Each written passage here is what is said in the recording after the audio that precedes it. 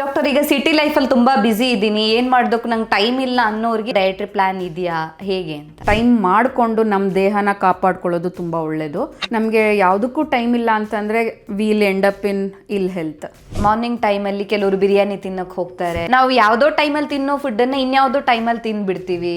ನಮಗೆ ಇತ್ತೀಚಿನ ದಿನಗಳಲ್ಲಿ ನಾವು ಹೆಚ್ಚಾಗಿ ಒಬೇಸಿಟಿ, ಡಯಾಬಿಟೀಸ್, ಹೈಪರ್ ಟೆನ್ಷನ್ ಈ ಥರದ್ದೆಲ್ಲ ನೋಡ್ತಾ ಇರೋದೇ ಬೇಸಿಕಲಿ ಈ ಮೈಂಡ್ಫುಲ್ ಈಟಿಂಗ್ ಚೇಂಜ್ ಆಗ್ತಾ ಇರೋದ್ರಿಂದ. ತೂಕ ಇಳಿಕೆ ವಿಚಾರಕ್ಕೆ ಬಂದಾಗ ತೂಕ ಇಳಿಕೆಗೂ ಆಹಾರಕ್ಕೂ ಏನಾದರೂ ಕನೆಕ್ಷನ್ಸ್ ಇದೆಯಾ? ಅದೇ ಮೇನ್ ಆಕ್ಚುಲಿ. ನಮ್ದು ಆಕ್ಟಿವಿಟಿ, ನಮ್ದು ಆಹಾರ, ಮೆಂಟಲ್ ಹೆಲ್ತ್ ಎಷ್ಟು ಇಂಪಾರ್ಟೆಂಟೋ ಹಾಗೆ ನಮ್ಮ ತೂಕ ಇಳಿಕೆನೂ ಅಷ್ಟೇ ಇಂಪಾರ್ಟೆಂಟ್ ಆಗುತ್ತೆ.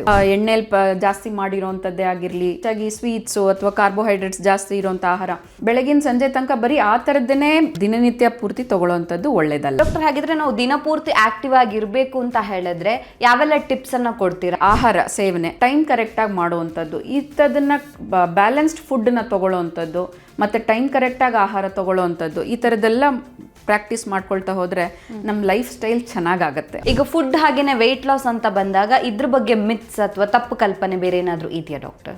ಒಂದಷ್ಟು ದಿವಸ ಬರೀ ಹಣ್ಣೇ ತಿನ್ನೋವಂಥದ್ದು, ಕೆಲವೊಂದಷ್ಟು ದಿವಸ ಬರೀ ತರಕಾರಿನೇ ತಿನ್ನೋವಂಥದ್ದು, ಈ ಥರದ್ದೇ ಹೆಚ್ಚಾಗಿ ತಿನ್ನಬೇಕು, ಆ ಥರದ್ದೇ ಮಾಡಬೇಕು ಅನ್ನೋಂಥದ್ದನ್ನ ಫಾಲೋ ಮಾಡದೇ ಇದ್ರೆ ಒಳ್ಳೆಯದು.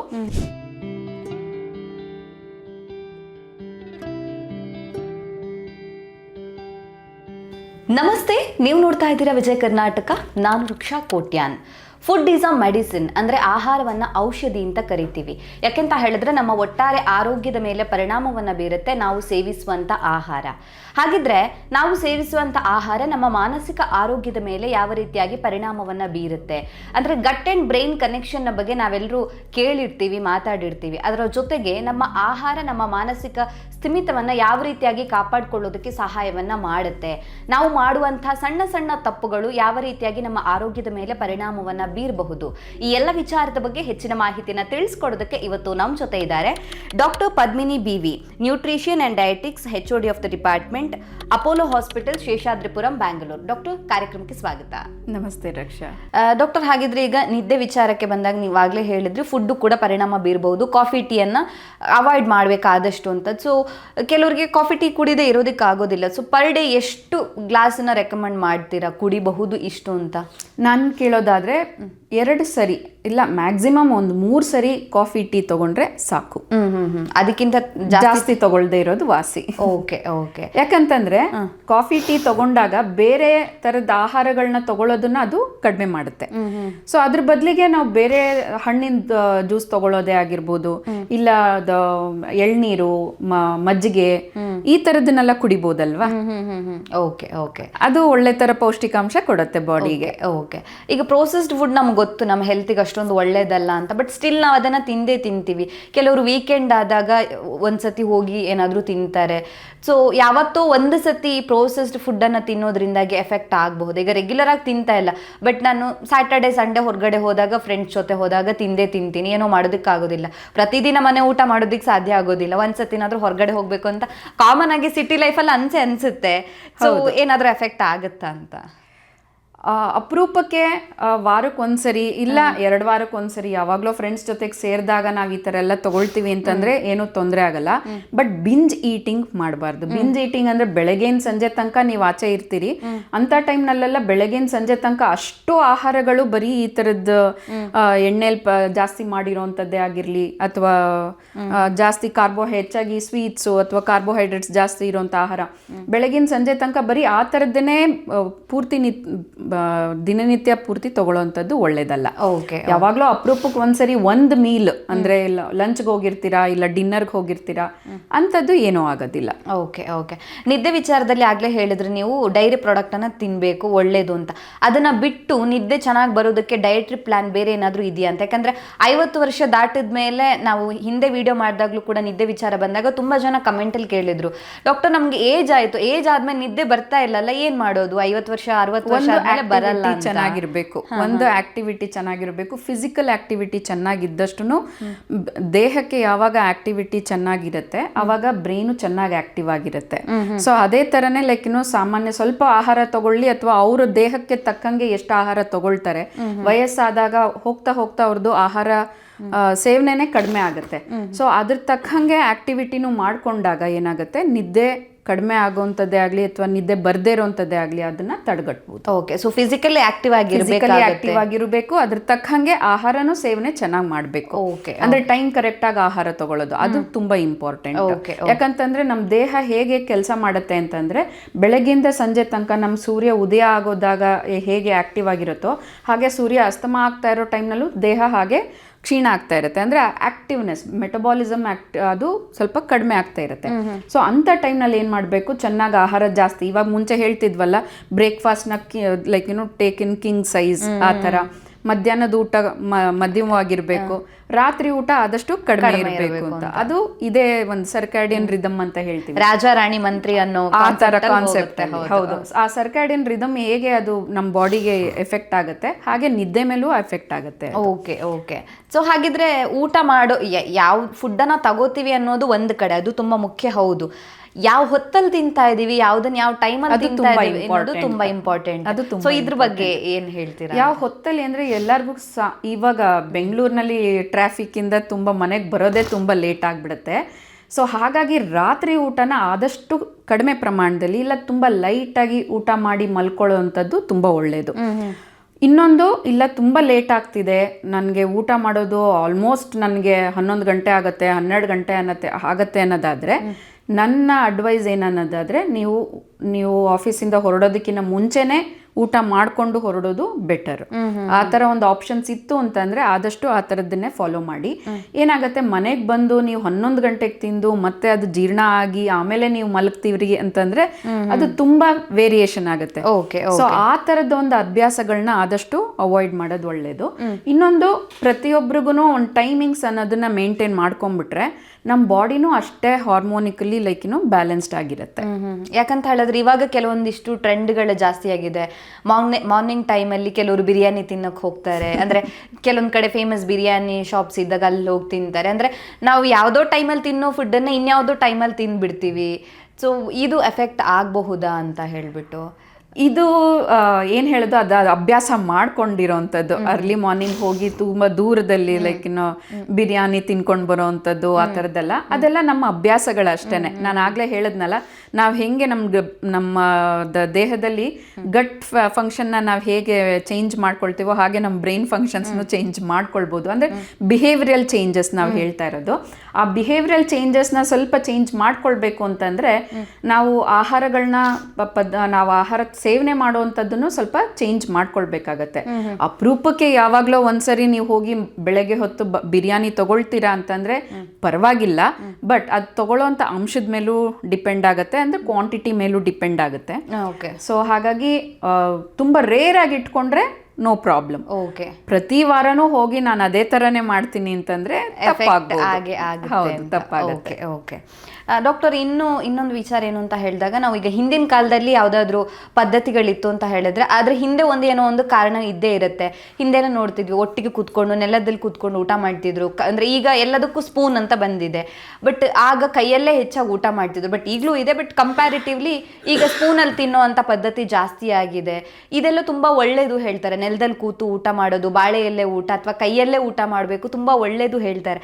ಇದ್ರ ಹಿಂದೆ ರೀಸನ್ಸ್ ಏನಾದ್ರೂ ಇದೆಯಾ ಅಥವಾ ಹೇಗೆ ಏನು ಅಂತ? ತುಂಬಾ ಒಳ್ಳೆ ಪಾಯಿಂಟ್ ಕೇಳಿದ್ರಿ ರಕ್ಷಾ. ಆಕ್ಚುಲಿ ಹೇಳ್ಬೇಕಂತಂದ್ರೆ ಮೈಂಡ್ಫುಲ್ ಈಟಿಂಗ್ ಅಂತ ನಾವು ಹೇಳ್ತೀವಿ. ಈ ಸ್ಟ್ರೆಸ್ನ ಕಡಿಮೆ ಮಾಡ್ಕೋಬೇಕು ಅಂತಂದ್ರೆ ನಾವು ಮೈಂಡ್ಫುಲ್ ಈಟಿಂಗ್, ನಮಗೆ ಇತ್ತೀಚಿನ ದಿನಗಳಲ್ಲಿ ನಾವು ಹೆಚ್ಚಾಗಿ ಒಬೇಸಿಟಿ, ಡಯಾಬಿಟೀಸ್, ಹೈಪರ್ ಟೆನ್ಷನ್ ಈ ಥರದ್ದೆಲ್ಲ ನೋಡ್ತಾ ಇರೋದೇ ಬೇಸಿಕಲಿ ಈ ಮೈಂಡ್ಫುಲ್ ಈಟಿಂಗ್ ಚೇಂಜ್ ಆಗ್ತಾ ಇರೋದ್ರಿಂದ. ಸೊ ಮೈಂಡ್ಫುಲ್ ಈಟಿಂಗ್ ಅಂತ ನಾವೇನು ಹೇಳ್ತೀವಿ, ನಾವು ತಗೊಳ್ಳೋಂಥ ಆಹಾರ ನಮ್ಗೆ ಎಷ್ಟು ಬೇಕೋ ಅಷ್ಟು ಮಾತ್ರ ನಾವು ಸೇವನೆ ಮಾಡುವಂಥದ್ದು ಮೈಂಡ್ಫುಲ್ ಈಟಿಂಗ್ ಅಂತ. ಅದೇನಾಗುತ್ತೆ, ನಾವೆಲ್ಲರೂ ಒಟ್ಟಿಗೆ ಸೇರಿ ಕೂತ್ಕೊಂಡು ಊಟ ಮಾಡ್ತಾ ಇರಬೇಕಾದ್ರೆ ಮಾತಾಡ್ಕೊಂಡು ಊಟ ಮಾಡ್ತೀವಿ, ನಗ್ನಗ್ತಾ ಊಟ ಮಾಡ್ತೀವಿ, ಎಲ್ಲರೂ ಜೊತೆಗೆ ಕೂತ್ಕೊಂಡು. ಆ್ಯಂಡ್ ನಾವು ಕೂತ್ಕೊಳ್ಳೋಂಥ ಪೊಸಿಷನ್ನು ಇವಾಗೆಲ್ಲ ಡೈನಿಂಗ್ ಟೇಬಲ್ ಮೇಲೆ ಅಂದರೆ ಚೇರ್ ಮೇಲೆ ಕೂತ್ಕೊಂಡು ಊಟ ಮಾಡೋವಂಥದ್ದು.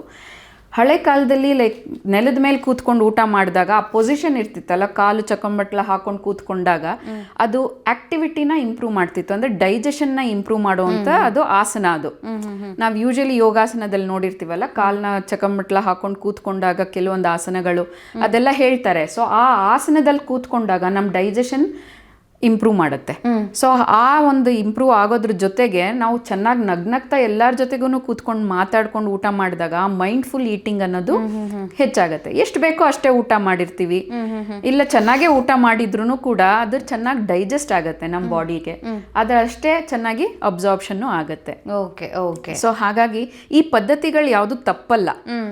ಆದ್ರೆ ಹೋಗ್ತಾ ಹೋಗ್ತಾ ಏನಾಗ್ತಿದೆ, ಅದೆಲ್ಲ ಪ್ರತಿಯೊಂದೂ ಬದಲಾಗ್ತಾ ಹೋಗ್ತಾ ಇದೆ, ನಮ್ಮ ಅನುಕೂಲಕ್ಕೆ ತಕ್ಕಂಗೆ ಬದಲಾಗ್ತಾ ಇದೆ. ಹೌದು ಹೌದು. ಸೊ ಅದು ತಪ್ಪು ಅಂತ ಹೇಳೋದಿಕ್ಕಾಗಲ್ಲ. ಇವಾಗ ಎಲ್ಲರ ಮನೇಲೂ ಕೆಳಗಡೆನೆ ಕೂತ್ಕೊಂಡು ಊಟ ಮಾಡಬೇಕು ಅನ್ನೋ ಅಭ್ಯಾಸ ಇರಲ್ಲ, ಕೆಲವರಿಗೆ ಕೈಯಲ್ಲಿ ತಿನ್ನಬೇಕು ಅನ್ನೋ ಅಭ್ಯಾಸ ಇರಲ್ಲ. ಕೈಯಲ್ಲಿ ತಗೊಂಡಾಗ ನಮ್ಮ ಆಹಾರನ ನಾವು ಕಲಿಸಿದಾಗ ಇಲ್ಲ ಅದರಿಂದ ಕೊಡೋವಂಥ ಸೆನ್ಸಸ್ ಏನಿದೆ ಅದೆಲ್ಲ ಎಫೆಕ್ಟ್ ಆಗುತ್ತೆ ಬ್ರೈನ್ಗೆ. ಸೊ ನೀವು ಪ್ರತಿಯೊಂದು ಬಿಸಿ ಅನ್ನ ಊಟ ಮಾಡೋದಕ್ಕೂ ತಣ್ಣಗಿರೋ ಅನ್ನ ಊಟ ಮಾಡೋದಕ್ಕೂ ತುಂಬ ವ್ಯತ್ಯಾಸ ಆಗುತ್ತೆ. ಸೊ ಹಾಗಾಗಿ ಅದೆಲ್ಲ ನರ್ವ್ಸ್ ರಿಯಾಕ್ಷನ್ಸು ಡೆಫಿನೆಟ್ಲಿ ನಮ್ಮ ಬ್ರೈನ್ ಮೇಲೆ ಎಫೆಕ್ಟ್ ಆಗೇ ಆಗುತ್ತೆ. ನಮ್ಮ ಮೆಂಟಲ್ ಹೆಲ್ತ್ ಜೊತೆಗೆ ನಮ್ಮದು ಡೈಜೆಷನ್ ಮೇಲೂ ಎಫೆಕ್ಟ್ ಆಗುತ್ತೆ. Okay okay. ಸೊ ನಾವು ಊಟ ಮಾಡ್ಬೇಕಾದ್ರೆ ಅಥವಾ ಯಾವುದೇ ಒಂದು ಫುಡ್ ಅನ್ನು ತಗೋಬೇಕಾದ್ರೆ ಅದನ್ನ ಆಸ್ವಾದಿಸಬೇಕು ಅಂತಂದ್ರೆ ಏನ್ ತಿಂತಾ ಇದೀವಿ ಫುಡ್ ಅನ್ನ ಎಂಜಾಯ್ ಮಾಡಬೇಕು ಅಂತ. ಹೌದು. ಸೊ ಅದು ತುಂಬಾ ಮುಖ್ಯ ಆಗುತ್ತೆ.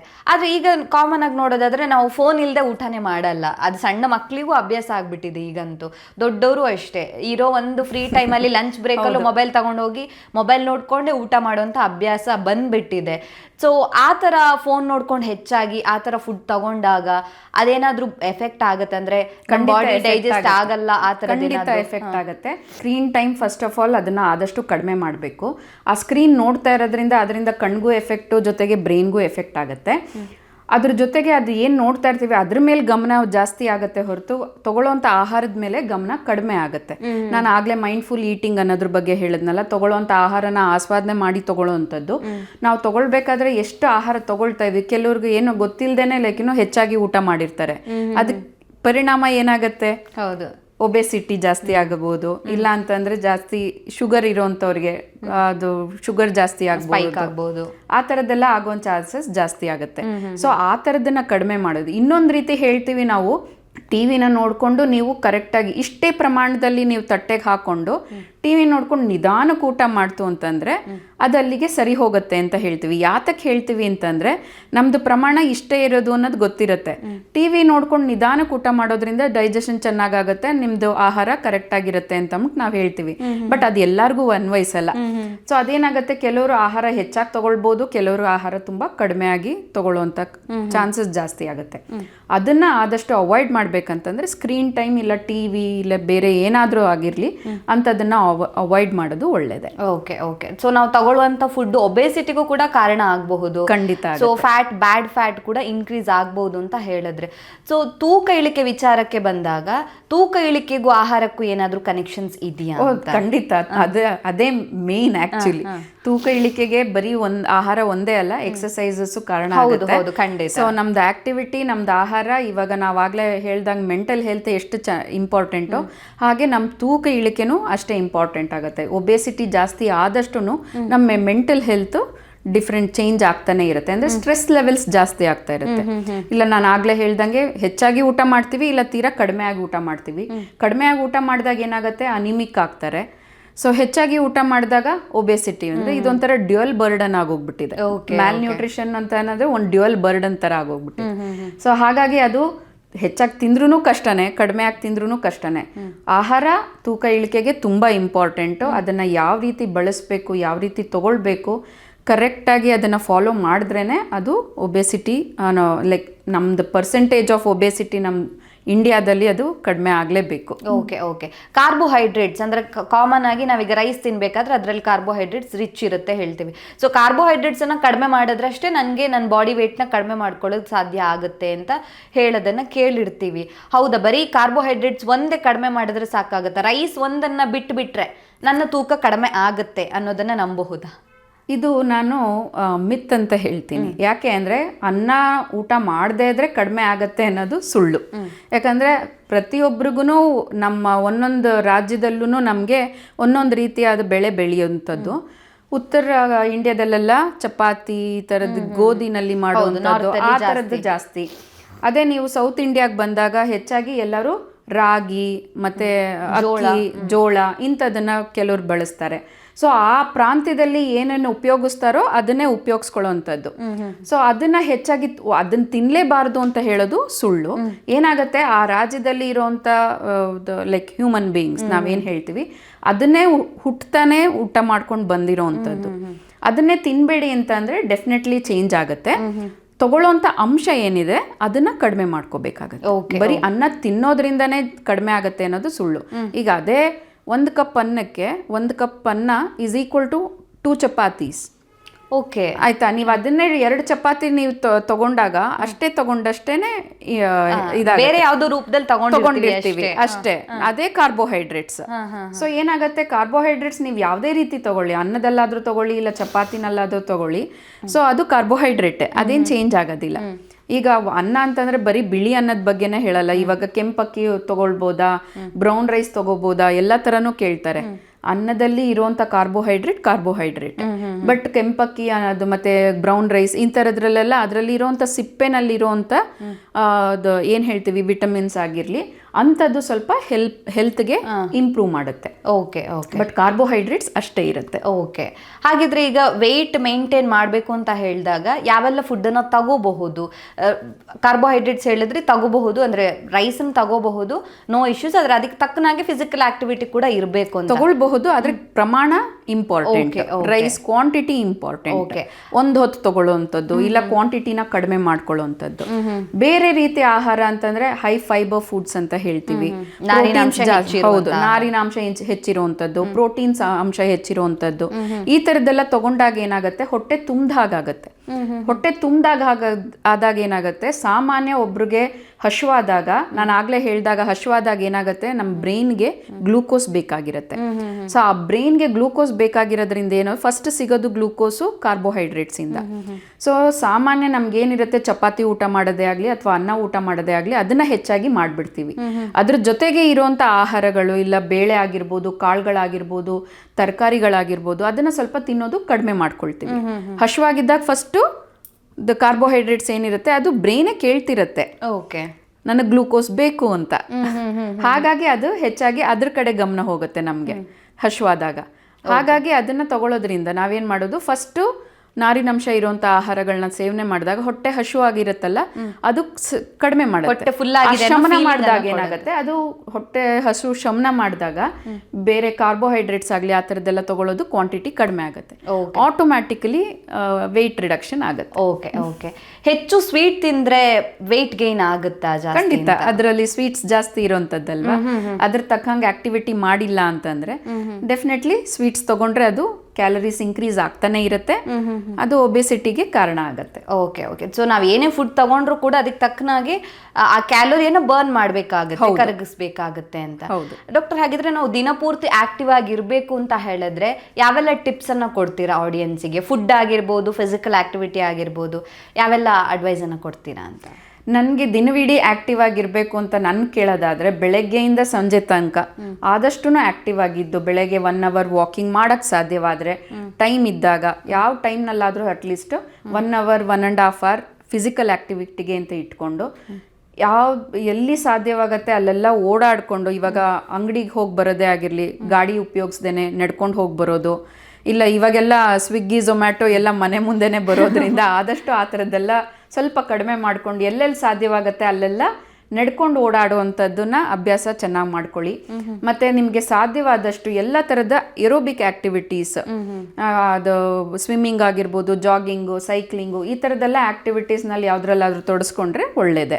ಅದ್ರ ಜೊತೆಗೆ ಆಹಾರ ಸೇವನೆ ಟೈಮ್ ಕರೆಕ್ಟಾಗಿ ಮಾಡುವಂಥದ್ದು, ಇಂಥದನ್ನ ಬ್ಯಾಲೆನ್ಸ್ಡ್ ಫುಡ್ನ ತೊಗೊಳ್ಳೋವಂಥದ್ದು, ಮತ್ತು ಟೈಮ್ ಕರೆಕ್ಟಾಗಿ ಆಹಾರ ತೊಗೊಳ್ಳೋವಂಥದ್ದು, ಈ ಥರದ್ದೆಲ್ಲ ಪ್ರಾಕ್ಟೀಸ್ ಮಾಡ್ಕೊಳ್ತಾ ಹೋದರೆ ನಮ್ಮ ಲೈಫ್ ಸ್ಟೈಲ್ ಚೆನ್ನಾಗಾಗತ್ತೆ. ಓಕೆ ಓಕೆ, ನಮ್ಗೆ ಇದೆಲ್ಲ ಮಾಡೋದಕ್ಕೆ ಟೈಮ್ ಇಲ್ಲ, ನಾವು ಬ್ಯುಸಿ ಶೆಡ್ಯೂಲಲ್ಲಿ ಇದ್ದೀವಿ ಅಂದಾಗ ಅವರಿಗೆ ಬೇರೆ ಪ್ಲಾನಿಂಗ್ ಏನಾದರೂ ಇರುತ್ತೆ? ಯಾಕಂದರೆ ಸಿಟಿ ಲೈಫಲ್ಲಿ ಗೊತ್ತಿರುತ್ತೆ, ಒಂದೇ ಟ್ರಾಫಿಕಲ್ಲಿ ಸಿಕ್ಕಾಕೊಂಡ್ರೇನೆ ಅಲ್ಲೇ ಅರ್ಧ ಜೀವನ ಮುಗ್ದೋಗುತ್ತೆ ಅನ್ನೋ ಥರ ಇರುತ್ತೆ. ಸೊ ದಿನ ಕೆಲ್ಸಕ್ಕೆ ಹೋಗೋರಿಗೆ, ಬ್ಯುಸಿ ಆಗಿದ್ದೀನಿ, ನನ್ನ ಬಗ್ಗೆ ಕೇರ್ ತಗೊಳಕ್ ನಂಗೆ ಪುರ್ಸೋತಿಲ್ಲ ಅನ್ನೋರಿಗೆ ಬೇರೆ ಏನಾದರೂ ಪ್ಲಾನ್ ಇದೆಯಾ ಡಾಕ್ಟರ್? ಅದು ನಮ್ಮ ಬಗ್ಗೆ ನಾವು ಪುರ್ಸೋತ್ ತಗೊಳ್ಳಿಲ್ಲ ಅಂತಂದ್ರೆ ಅದು ಕೊನೆಗೆ ಹೆಲ್ತ್ ಮೇಲೆ ಎಫೆಕ್ಟ್ ಆಗುತ್ತೆ. ಸೊ ಹಾಗಾಗಿ ನಮ್ಮ ಬಗ್ಗೆ ನಾವು ಫಸ್ಟ್ ಪುರ್ಸೊತ್ ಮಾಡ್ಕೊಳ್ಳೇಬೇಕು. ಹೆಲ್ತ್ ಚೆನ್ನಾಗಿರಬೇಕು ಅಂತಂದರೆ ನಾವು ಅದನ್ನು ಹೇಗಾದರೂ ಸರಿ ಅಟ್ಲೀಸ್ಟ್ ಟೈಮ್ ಮಾಡಿಕೊಂಡು ಯಾವ ಟೈಮ್ನಲ್ಲಿ ಸಿಗುತ್ತೆ, ಇಲ್ಲ ಕೆಲಸದಲ್ಲಿ ಹೆಚ್ಚಾಗಿ ಆಫೀಸಲ್ಲೇ ಇದ್ದಾಗ ಸೊ ನಾವು ಆದಷ್ಟು ಬೆಳಗ್ಗೆ ಎದ್ದಾಗ ಸಾಧ್ಯವಾದರೆ ಒನ್ ಅವರ್ ವಾಕಿಂಗ್ ಮಾಡುವಂಥದ್ದು, ಇಲ್ಲ ದಿನವಿಡೀ ಬೇರೆ ಯಾವುದೇ ರೀತಿಯಾದ aerobic exercises, cycling, swimming, jogging ಯಾವುದಾದ್ರೂ ಸರಿ ಎಕ್ಸಸೈಸಸ್ನಲ್ಲಿ ತೊಡಗಿಸ್ಕೊಳ್ಳೋವಂಥದ್ದು. ಅದ್ರ ಜೊತೆಗೆ ದಿನವಿಡೀ ಆ್ಯಕ್ಟಿವ್ ಆಗಿದ್ದಷ್ಟು ಒಳ್ಳೆಯದು. ಆಫೀಸಲ್ಲೇ ತುಂಬ ಹೊತ್ತು ಕೆಲಸ ಮಾಡ್ತಾ ಇರ್ತೀವಿ, ಎದ್ದೇಳೋದಕ್ಕೆ ಆಗೋದಿಲ್ಲ ಅಂದಾಗ ಕೆಲವೊಂದು ಚೇರಲ್ಲೇ ಕೂತ್ಕೊಂಡು ಮಾಡುವಂಥ ಎಕ್ಸಸೈಸಸ್ಗಳೆಲ್ಲ ಇರುತ್ತೆ, ಅಂಥದ್ದಾದರೂ ಆ್ಯಕ್ಟಿವ್ ಆಗಿ ಮಾಡ್ಕೊಳ್ತಾ ಇರಬೇಕು. ಒಂದು 5-10 ನಿಮಿಷ ಬ್ರೇಕ್ ಸಿಕ್ಕಿದಾಗ್ಲೂ ಸ್ವಲ್ಪ ಓಡಾಡ್ಕೊಂಡು ಬಂದು ಕೂತ್ಕೊಳ್ಳೋವಂಥದ್ದು, ಈ ಥರದ್ದೆಲ್ಲ ಆ್ಯಕ್ಟಿವ್ ಆಗಿ ಮಾಡ್ಕೊಳ್ಳೋವಂಥದ್ದು ಒಳ್ಳೆಯದು. ಅದ್ರ ಜೊತೆಗೆ ಟೈಮ್ಲಿ ಆಹಾರ ತೊಗೊಳ್ಳೋದು ತುಂಬ ಇಂಪಾರ್ಟೆಂಟ್. ಓಕೆ. ಸೊ ನಮಗೆ ಯಾವುದಕ್ಕೂ ಟೈಮ್ ಸಿಗ್ತಿಲ್ಲ ಅಂತಂದರೆ ಹೇಳೋದಕ್ಕೆ ತಪ್ಪಾಗತ್ತೆ. ಹೇಗಾದರೂ ಸರಿ ಅದನ್ನು ಟೈಮ್ ಮಾಡ್ಕೊಳ್ಳೋದು ತುಂಬ ಒಳ್ಳೆಯದು. ಇಲ್ಲ ನಿಮಗೆ ಇರೋ ಟೈಮ್ನಲ್ಲಿ ನೀವು ಹೇಗೆ ನಿಮ್ಮ ಒಂದು ಆ್ಯಕ್ಟಿವಿಟಿಗೆ ಎಷ್ಟು ಪ್ರಮಾಣದಲ್ಲಿ ನೀವು ಆಹಾರ ತೊಗೊಳ್ಬೇಕು ಅನ್ನೋದನ್ನು ನೀವು ಕರೆಕ್ಟಾಗಿ ಕೇಳಿ ತಿಳ್ಕೊಳ್ಬೇಕು. ಓಕೆ. ಈಗ ಫುಡ್ ಹಾಗೇನೆ ವೆಯ್ಟ್ ಲಾಸ್ ಅಂತ ಬಂದಾಗ ಇದ್ರ ಬಗ್ಗೆ ಮಿತ್ಸ್ ಅಥವಾ ತಪ್ಪು ಕಲ್ಪನೆ ಬೇರೆ ಏನಾದರೂ ಇದೆಯಾ ಡಾಕ್ಟರ್? ಹಾಂ, ಇವಾಗ ಕೆಲವ್ರಿಗೆ ಇವಾಗ ಇಷ್ಟೇ ಹೊತ್ತಲ್ಲೇ ತಿನ್ನಬೇಕು, ಇಲ್ಲ ಅಂತಂದ್ರೆ ಇವಾಗ ಹೆಚ್ಚಾಗಿ ಹೇಳ್ತಾರೆ, ಇವಾಗ ಇಂಟರ್ಮಿಟೆಂಟ್ ಫಾಸ್ಟಿಂಗ್ ಅಂತ ಹೇಳ್ತಾರೆ. ಅದು ಕೆಲವರಿಗೆ ವರ್ಕ್ ಆಗುತ್ತೆ, ಕೆಲವರಿಗೆ ವರ್ಕ್ ಆಗದೆ ಇರ್ಬೋದು. ಸೊ ನನ್ನ ಪ್ರಕಾರ ಕೇಳೋದಾದರೆ ಈ ಗೂಗಲ್ನಲ್ಲೇ ಆಗಲಿ ಅಥವಾ ಬೇರೆ ಯಾವುದೇ ಮಾಧ್ಯಮದಲ್ಲೇ ಆಗಲಿ ಈ ಥರದ್ದೆಲ್ಲ ಈ ಫ್ಯಾಟ್ ಡಯಟ್ಸ್ ಅಂತ ನಾವೇನು ಹೇಳ್ತೀವಿ, ಬರೀ ಇದನ್ನೇ ತಿನ್ಕೊಂಡು ಹೋಗಿ, ಅಂದರೆ ಕೆಲವೊಂದಷ್ಟು ದಿವಸ ಬರೀ ಹಣ್ಣೇ ತಿನ್ನೋವಂಥದ್ದು, ಕೆಲವೊಂದಷ್ಟು ದಿವಸ ಬರೀ ತರಕಾರಿನೇ ತಿನ್ನೋವಂಥದ್ದು, ಈ ಥರದ್ದೇ ಹೆಚ್ಚಾಗಿ ತಿನ್ನಬೇಕು, ಆ ಥರದ್ದೇ ಮಾಡಬೇಕು ಅನ್ನೋಂಥದ್ದನ್ನು ಫಾಲೋ ಮಾಡದೇ ಇದ್ರೆ ಒಳ್ಳೆಯದು. ಇಲ್ಲ ನನ್ನ ಅಡ್ವೈಸ್ ಏನನ್ನೋದಾದರೆ ಒಂದು balanced diet but frequent and small ಇಂಟರ್ವೆಲ್ಸ್ನಲ್ಲಿ ತೊಗೊಳ್ತಾ with good active lifestyle ಇಟ್ಕೊಂಡಷ್ಟು ಬೆಟರ್. ಓಕೆ. ಫೈನಲಿ ಏನು ಹೇಳಕ್ಕೆ ಇಷ್ಟಪಡ್ತೀರಿ ಡಾಕ್ಟರ್? ಫೈನಲಿ ನಾನು ಹೇಳಬೇಕಂತಂದರೆ ಮೆಂಟಲ್ ಹೆಲ್ತು ಚೆನ್ನಾಗಿರಬೇಕು, ನಮ್ಮ ದೇಹನೂ ಚೆನ್ನಾಗಾಗಬೇಕು ಅಂತಂದರೆ ಬ್ಯಾಲೆನ್ಸ್ ಡಯಟ್ ಫಾಲೋ ಮಾಡಿಕೊಂಡು ಅದೇ ತಕ್ಕ ಹಾಗೆ ಆ್ಯಕ್ಟಿವಿಟಿನೂ ಇನ್ಕ್ರೀಸ್ ಮಾಡಿಕೊಂಡು ಅಟ್ಲೀಸ್ಟ್ ದಿನದಲ್ಲಿ 1 ಅವರ್ ನಾವು ಬೇರೆ ರೀತಿಯಾದ ಯಾವುದಾದ್ರೂ ಒಂದು ವಾಕಿಂಗ್ ಅಥವಾ ನಾನು ಆಗಲೇ ಹೇಳಿದಾಗ ಏರೋಬಿಕ್ ಆ್ಯಕ್ಟಿವಿಟೀಸ್ನ ಫಾಲೋ ಮಾಡಿಕೊಂಡು ಡೈಲಿ ಬೆಳಗ್ಗೆಯಿಂದ ಸಂಜೆ ತನಕ ನಮ್ಮ ಪ್ರತಿಯೊಂದೂ ನಾವು ಕರೆಕ್ಟ್ ಟೈಮಿಂಗ್ಸ್ನಲ್ಲಿ ಮಾಡ್ಕೊಳ್ತಾ ಹೋಯಿತು ಅಂತಂದರೆ ಯಾವುದಕ್ಕೆ ಆಗಲಿ ತೊಂದರೆ ಆಗಲ್ಲ ಅಂತ ನಾನು ಹೇಳ್ತೀನಿ. Okay. Thank you so much doctor. ನಮ್ಮ ಇವತ್ತಿನ ಕಾರ್ಯಕ್ರಮದಲ್ಲಿ ಯಾವ ರೀತಿಯಾಗಿ ನಮ್ಮ ಮೆಂಟಲ್ ಹೆಲ್ತಿಗೂ ಹಾಗೆಯೇ ಫುಡ್ಡಿಗೆ ಕನೆಕ್ಷನ್ಸ್ ಇದೆ, ಸೊ ವೆಯ್ಟ್ ಲಾಸ್ ಬಗ್ಗೆ ಇರುವಂಥ ಮಿತ್ಸ್ ಯಾವುದೆಲ್ಲ, ಫುಡ್ಡಿಗೂ ವೆಯ್ಟ್ ಲಾಸ್ಗೆ ಇರುವಂಥ ಸ್ಟ್ರಾಂಗ್ ಕನೆಕ್ಷನ್ಸ್ ಏನು, ಈ ಎರಡೂ ವಿಚಾರದ ಬಗ್ಗೆ ನಮ್ಮ ಆಡಿಯನ್ಸಿಗೆ ಒಳ್ಳೆಯ ಮಾಹಿತಿಯನ್ನು ತಿಳಿಸ್ಕೊಟ್ಟಿದ್ದೀರಾ. Thank you so much. Thank you. ನಮ್ಮ ಇವತ್ತಿನ ಕಾರ್ಯಕ್ರಮದಲ್ಲಿ ಯಾವ ರೀತಿಯಾಗಿ ನಮ್ಮ ಮಾನಸಿಕ ಆರೋಗ್ಯವನ್ನು ಕಾಪಾಡಿಕೊಳ್ಬೇಕು ಅಂತ ಹೇಳಿದ್ರೆ ಆಹಾರ ಮುಖ್ಯ ಆಗುತ್ತೆ. ಅದರ ಜೊತೆಗೆ ತೂಕ ಇಳಿಕೆ ಹಾಗೇನೆ ಆಹಾರದ ನಡುವೆ ಇರುವಂಥ ಸಂಬಂಧ ಏನು ಅನ್ನೋದ್ರ ಬಗ್ಗೆ ಡಾಕ್ಟರ್ ನಮಗೆ ಹೆಚ್ಚಿನ ಮಾಹಿತಿಯನ್ನು ತಿಳಿಸ್ಕೊಟ್ಟಿದ್ದಾರೆ. ಆರೋಗ್ಯಕ್ಕೆ ಸಂಬಂಧಿಸಿದಂಥ ಹೆಚ್ಚಿನ ವಿಡಿಯೋಗಳನ್ನು ನಮ್ಮ ವಿಜಯ ಕರ್ನಾಟಕ ಹೆಲ್ತ್ ಪೇಜ್ನಲ್ಲಿ ನೀವು ನೋಡಬಹುದು.